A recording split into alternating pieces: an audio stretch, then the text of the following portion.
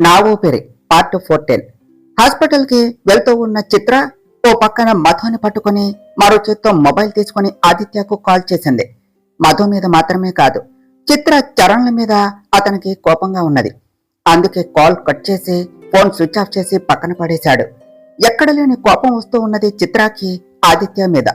ఇంత రాత్రి సమయంలో మధు ఏడుస్తూ వచ్చింది అంటే నిజం తెలిసాక ఆదిత్య స్పందన ఏమిటో ఊహించలేనంత చిన్నపిల్ల కాదు ఆమె. కానీ అతను అపార్థం చేసుకున్నాడు అని, కనికరం లేకుండా మధుని రాత్రి సమయంలో పంపించాడు అనే కారణంతో అతని మీద కోపం. హాస్పిటల్ రావటంతో మధుని లోనికి తీసుకుని వెళ్లి డాక్టర్కి పరిస్థితి వివరించడంతో వాళ్ళు నేరుగా మధుని తీసుకుని రూమ్ లోనికి వెళ్లారు. ఎలాంటి వార్త వినవలసి వస్తుందో అని భయంతో అటు ఇటు తిరుగుతూ ఉన్నది చిత్ర. కొన్ని నిమిషాల తరువాత చరణ్ అక్కడికి ఆగ మేఘాల మీద చేరుకున్నాడు. చరణ్ ని చూసిన చిత్ర అతని దగ్గరికి పరుగున వెళ్లి హత్తుకొని, భయంగా ఉందిరా మధు విషయంలో అంటూ ఏడ్చేసింది. చిత్ర, మధుకు ఏమవ్వదు, ముందు నువ్వు రిలాక్స్ అవ్వు అంటూ ఆమె వెన్ను నిమురుతూ అన్నాడు చరణ్.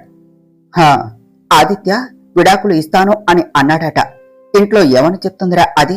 పైగా ప్రేమించుకున్నాము అని చెప్పారు. ఇద్దరికి ఇద్దరు ఇంట్లో. కుటుంబాన్ని ఎలా ఫేస్ చేస్తారు అసలు అని అతన్ని వదులుతూ అన్నది చిత్ర.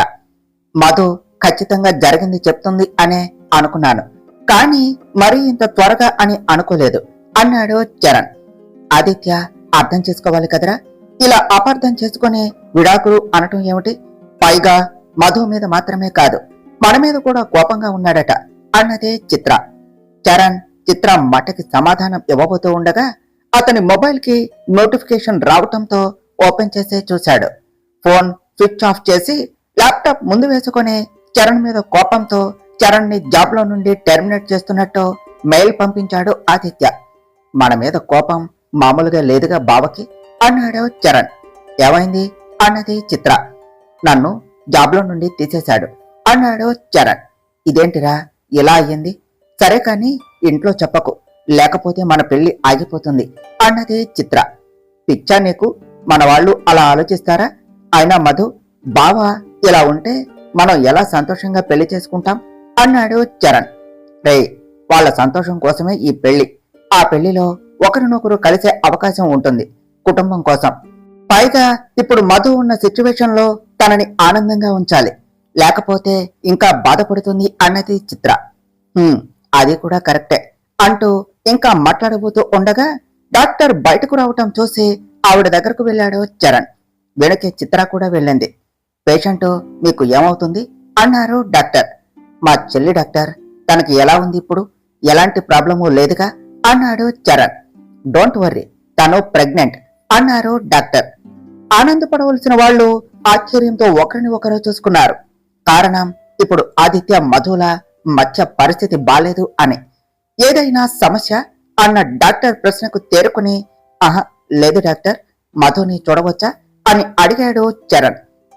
వెళ్ళి చూడవచ్చు అని చెప్పి డాక్టర్ వెళ్ళగానే చిత్ర చరణ్ ఇద్దరు కూడా మధు దగ్గరకు వెళ్లారు.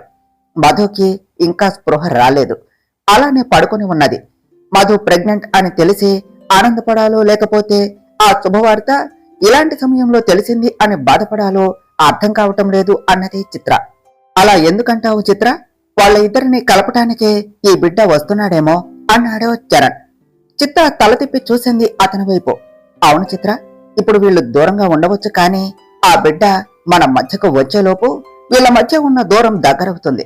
ఇద్దరి మధ్య ప్రేమ ఉన్నది, ఆ ప్రేమనే వీళ్ళని మళ్లీ కలుపుతుంది అన్నాడు చరణ్. ఖచ్చితంగా అలా జరగాలి కూడా, లేకపోతే మధు చేసిన త్యాగానికి దాని జీవితానికి అర్థం ఉండదు అన్నది చిత్ర. అంతలో మధు చిన్నగా కదలటం చూసి చరణ్ చిత్ర ఇద్దరూ కూడా ఆమెకు చెరోవైపున చేరారు. రక్తం పంచుకొని పుట్టకపోయినా కూడా చరణ్ సొంత అన్నయ్య కంటే ఎక్కువ మధుకి. అందుకే అతన్ని చూడగానే ఎక్కడ లేని దుఃఖం వచ్చేసింది ఆమెకు. ఎడవకు మధు, పరిస్థితులు అన్నీ మెల్లగా చక్కబడతాయి అని ఆమె తల మీద చెయ్యి వేసి ఆప్యాయంగా చెప్పాడు. అవును మధు, నీ బాధని దూరం చేసి ఆదిత్యను నీకు దగ్గర చేయటానికే నీ కొడుకు మన మధ్యలోనికి వస్తున్నాడు అన్నది చిత్ర నవ్వుతూ.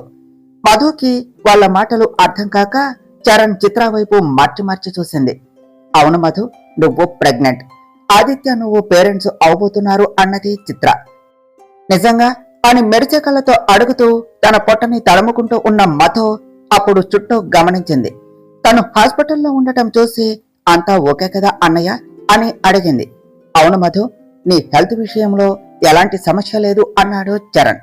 అమ్మ వాళ్ళకి అమ్మమ్మకి చెప్పు మధు, చాలా సంతోషిస్తారు అన్నది చిత్ర.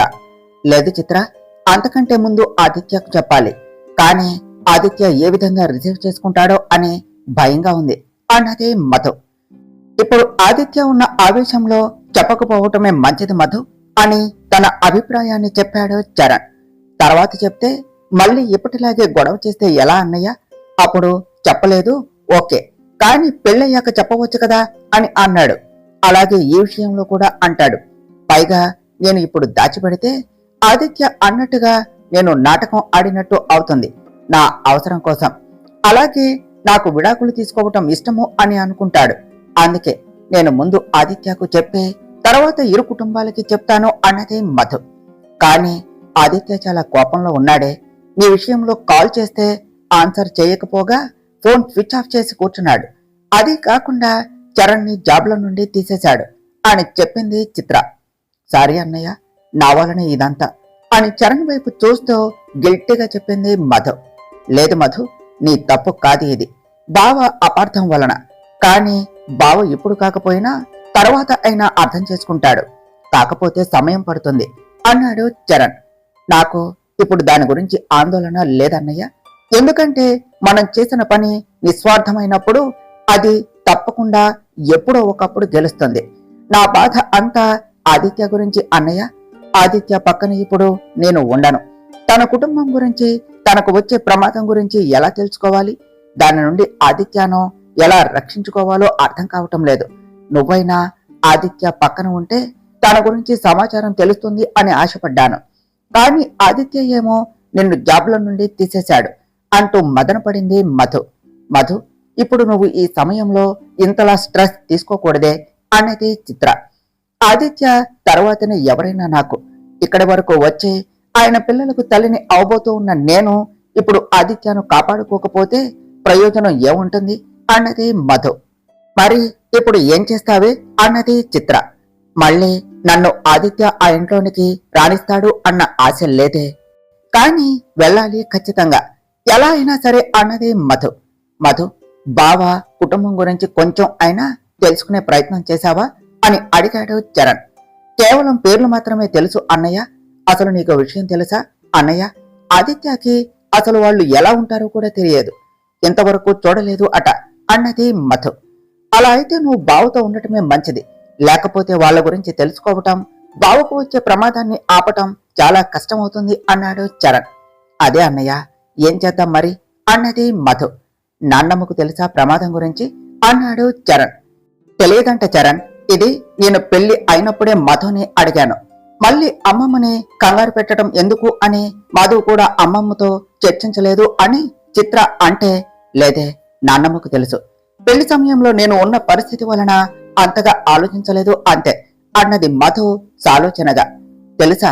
అయితే మనకు మార్గం దొరికినట్టే మధు అన్నాడు చరణ్. ఎలా అన్నయ్య అని మధు అంటే, అసలు అమ్మమ్మకు తెలుసు అని అంత ఖచ్చితంగా ఎలా చెప్పగలవే అని అడిగింది చిత్ర. నేను గుడికి వెళ్ళినప్పుడు పూజారి గారిని అడిగాను కదా నాన్నమ్మ ఎందుకు అలా డల్ గా ఉన్నారు అని. అప్పుడు ఆయన నాకు చెప్పిన కారణం నాన్నమ్మకు చెప్పి ఉంటారు కాబట్టే నాన్నమ్మ అంతలా బాధపడింది. నాన్నమ్మ కూడా నాలాగే ఆలోచించి ఇంతవరకు నాతో చర్చించలేదు కావచ్చు అన్నది మధు.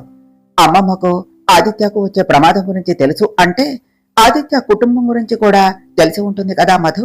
కాబట్టి నువ్వు అమ్మమ్మ సహాయం తీసుకోవటం మంచిదేమో అని సలహా ఇచ్చింది చిత్ర. 2 నిమిషాలు బాగా ఆలోచించిన మధుకి చిత్ర చెప్పింది సరైనది అని అనిపించింది. రేపు ఆదిత్య ఆఫీస్కు వెళ్ళాక ముందు అక్కడకు వెళ్లి ఈ గుడ్ న్యూస్ చెప్పాలి. అలాగే అమ్మ వాళ్లకు కూడా. తరువాత అమ్మమ్మ దగ్గరకు వెళ్తాను. ఇక ఇక అక్కడే ఉంటాను, ఆ ఇంట్లోనే. కానీ ఆదిత్య కళ్ళ ముందుకు రాను. నేను ఉన్నట్టుగా కూడా ఆదిత్యకు తెలియకూడదు అంతే అన్నది మధు. ఇదే కరెక్ట్. మా సహాయం కూడా నీకు ఉంటుంది అని మర్చిపోక మధు అని ఓ అన్నయ్యగా భరోసా ఇచ్చాడు చరణ్. అలా ఓ 10 నిమిషాలు మాట్లాడుకున్నాక డాక్టర్ దగ్గరకు వెళ్లి మధు గురించి కనుక్కున్నాక చరణ్ కి మధుని తీసుకుని వెళ్ళవచ్చు అని చెప్పటంతో చిత్ర ఫ్లాట్ కు తీసుకుని వెళ్ళాడు చరణ్. ఆ రోజు రాత్రికి చరణ్ కూడా చిత్ర ఫ్లాట్ లోనే ఉన్నాడు. కొడుకు రాబోతున్నాడు అన్న ఆనందంతో కంటే భర్త పక్కన లేడు అన్న దిగులుతోనే నిద్రలోనికి జారుకున్నదే మధు. మర్నాడు మంచి నిద్రలో ఉన్న అందరినీ చరణ్ కి వచ్చిన కాలు డిస్టర్బ్ చేసింది. ఆ కాల్తో ముగ్గురు లేచి కూర్చున్నారు. కాలు వాళ్ళ అమ్మ తాతగారి నుండి రావటంతో చరణ్ కాల్ ఆన్సర్ చేశాడు. రేయ్, ఏం చేస్తున్నావురా అంటూ కసిరారు ఆవిడ. ఇంత ఉదయమే ఏం చేస్తారమ్మా అన్నాడు చరణ్. రేపు ఎంగేజ్మెంట్ అన్న విషయం గుర్తుందా అసలు అన్నారు మమత గారు. గుర్తుందమ్మా అంటూ మాట్లాడబోతూ ఉన్న చరణ్ మాటకి మరి ఎప్పుడు వస్తావురా ఇంటికి, అది కూడా ఇంకా ఇంటికి వెళ్ళలేదట, మా అన్నయ్యకు కాల్ చేశాను అంటూ చరణ్ మాటకి అడ్డు వచ్చింది మమత గారి మాట. సాయంత్రం కల్లా వస్తాం, అలాగే మీరు ఆ ఏర్పాట్లు చూడండి, మేము రింగ్స్ తీసుకున్నాం అన్నాడు చరణ్. చరణ్ మాట అర్థం కాక చిత్ర వైపు అయోమయంగా చూస్తుంది మధు. రేపు ఎంగేజ్మెంట్ అనే శబ్దం రాకుండా లిప్ మూమెంట్ ఇచ్చిన చిత్ర వైపు చూస్తూ చిన్నగా రియల్లీ అన్నది మధు ఆనందంగా. అవును, నైట్ మీరు బిజీగా ఉంటారు అని కాల్ చేయలేదు, కానీ విషయం అది అని నాకు తెలియదు కదనే, అందుకనే నీకు చెప్పలేదు ఇంతవరకు అంటూ వివరణ ఇచ్చింది చిత్ర. సరే, తొందరగా వచ్చేసే, దానికి కూడా చెప్పు వెళ్ళమని అన్నారు మమత గారు.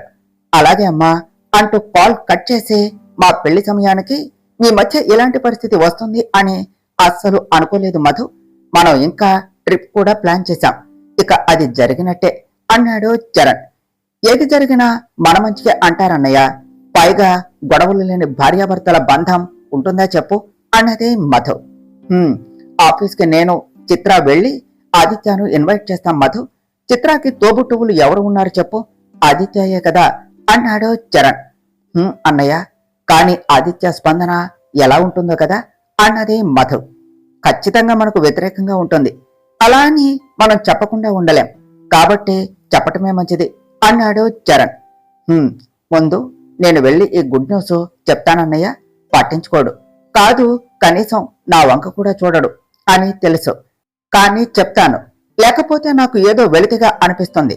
ఆ తర్వాత నేను నాన్నమ్మను కలవటానికి వెళ్ళినప్పుడు మీరు ఆఫీస్కు వెళ్ళండి, ఎందుకంటే నేను వెళ్లి ఆఫీసులో కలవటం వలన ఆదిత్యకి కోపం చిరాకు వచ్చి ఇంటికి వస్తే అప్పుడు నాన్నమ్మతో నాకు మాట్లాడే అవకాశం ఉండదు, కాబట్టి నేను ఇలా బయటకు రాగానే మీరు వెళ్ళాలి, సరేనా అన్నది మధు. అలాగే అన్నారు ఇద్దరూ ఒకేసారి.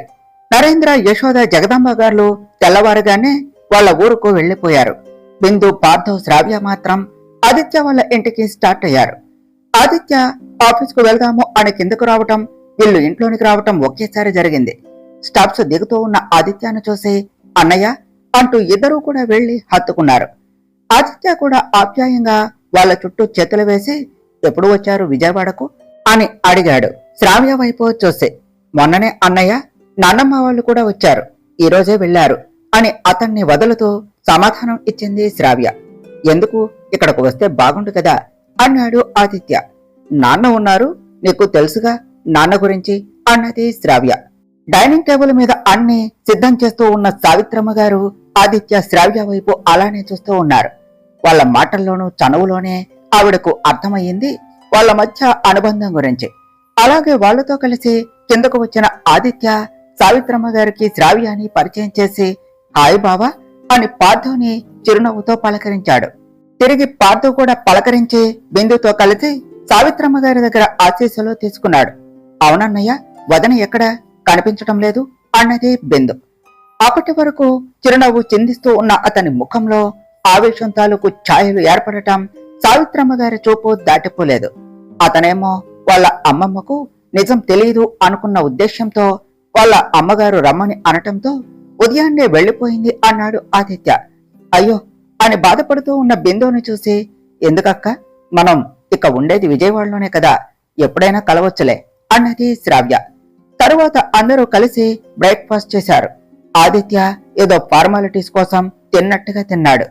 ఆదిత్యాన్ని కాకుండా మధుని అడగాలి, అసలు ఏమైందో అని కంగారు పడుతున్నారు సావిత్రమ్మ. తరువాత ఆదిత్య ఆఫీస్కి టైం అవుతుంది అని చెప్పి వెళ్లిపోగా బిందు వాళ్ళు కూడా వెళ్లిపోయారు.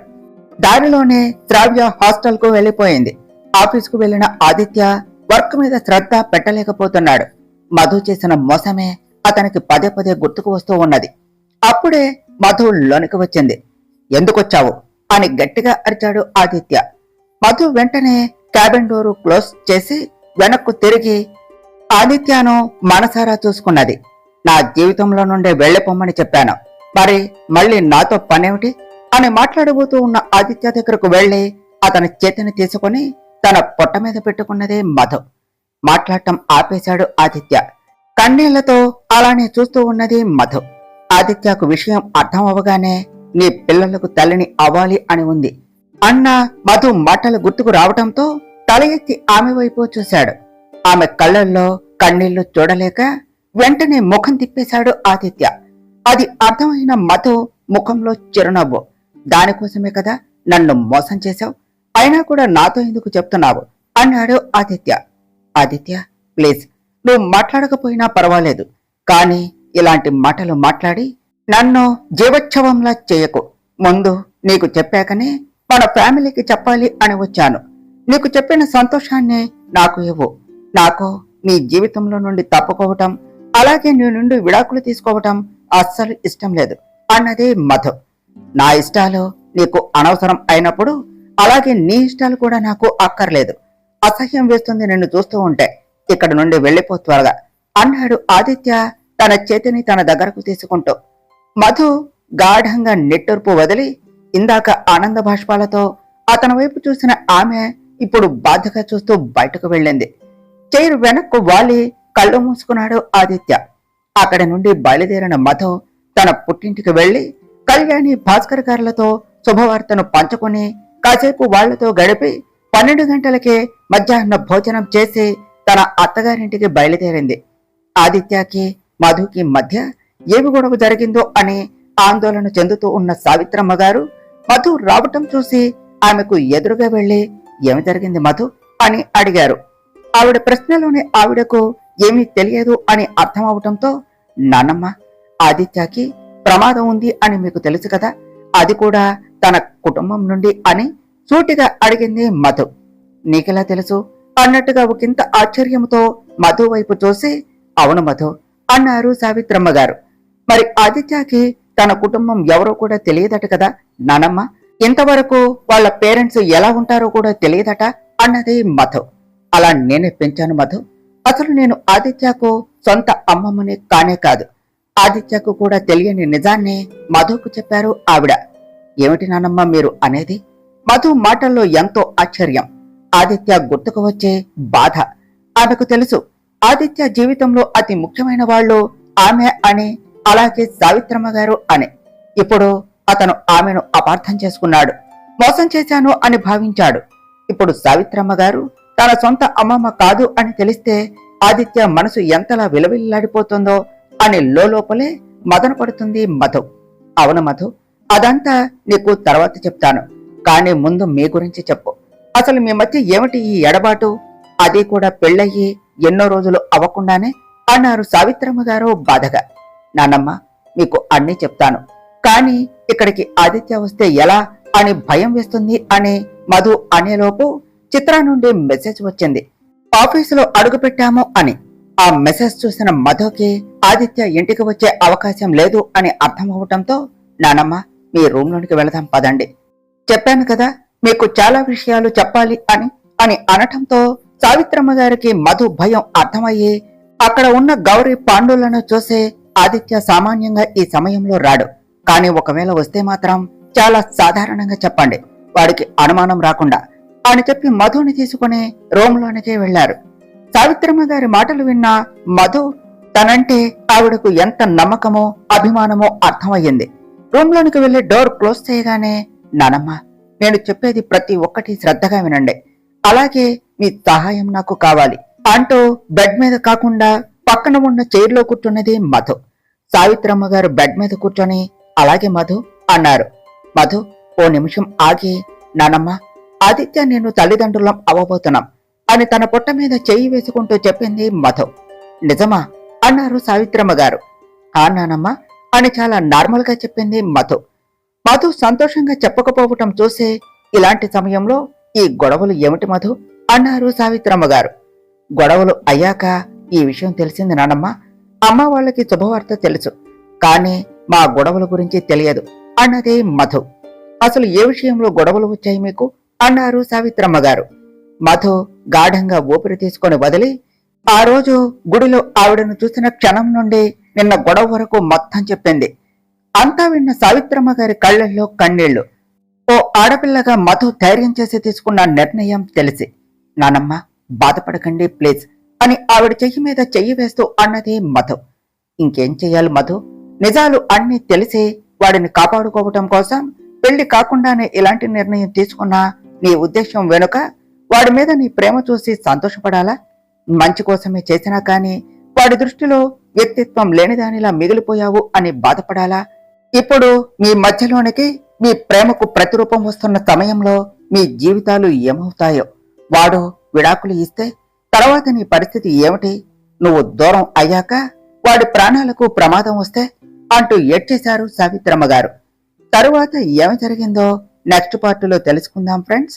డియర్ ఫ్రెండ్స్, మీకు గనుక ఈ కథ నచ్చినట్లయితే మీ అభిప్రాయాలను కామెంట్ల రూపంలో తెలియచేయండి.